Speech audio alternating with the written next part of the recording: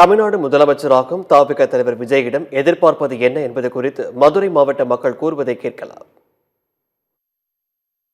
அவர் சொன்ன மாதிரி பெண்களுக்கு நல்ல பாதுகாப்பு, பசங்களுக்கு டிகிரி முடிச்சவங்களுக்கு ஊக்கத்தொகையா 2000 ரூபாய் 4000 ரூபாய் கொடுக்குறோன்னு சொல்லியிருக்காரு. அதெல்லாம் செய்வார் நாங்க நம்புறோம். கண்டிப்பான அவர் முறையில் அவர் செய்யணும், எல்லாத்தையும் செய்வார். நாங்க அந்த 5 வருஷம் ஆட்சி அவர் சிறப்பான முறையில் அமைப்பாருன்னு நாங்க நம்புறோம். அதை நம்பிதான் நாங்க ஓட்டு போட்டிருக்கோம். நாங்க அவர்கிட்ட எதிர்பார்க்கறது போதை கலாச்சாரத்தை ஒழிக்கணும். தமிழ்நாட்டில் எங்க பார்த்தாலும் அதே ரொம்ப இருக்கு. சட்ட ஒழுங்கு கரெக்டா இருக்கணும். அதே மாதிரி மேலூரை பொறுத்தவரை நிறைய ஒயின் ஷாப் இருக்கு, அதுக்கெல்லாம் கொஞ்சம் கொஞ்சமா குறைக்கணும். பெண்கள் பாதுகாப்பை கண்டிப்பா உறுதி செய்யணும். லஞ்சத்தை முக்கியமா ஒழிக்கணும். இலவசத்தை குறைச்சோட கொஞ்சம் மக்களுக்கு நல்லது செஞ்சா மக்கள் எதிர்பார்ப்போட இருக்காங்க.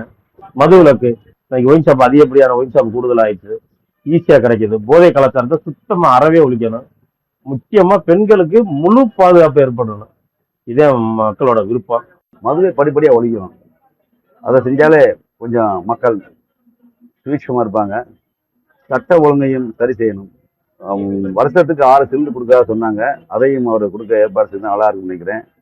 போதை கலாச்சாரத்தை ஒழித்தால் நல்லது.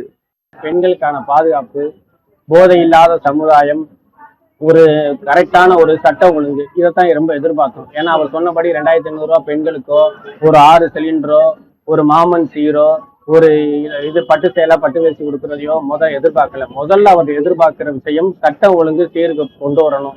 அதுக்கு அவங்களே பதவியேற்பு விழாவின் போதோ தமிழகத்திலேயே அவர் கட்சியை சார்ந்தவர்களோ பொதுமக்களோ மக்களுக்கு இடையூறாத வண்ணம் கொண்டாட்டங்களில் ஈடுபடணும். போதை இல்லாத கலாச்சாரத்துக்கு முற்றுப்புள்ளி வைக்கிற வகையில முதல் கையெழுத்து அமையணும்.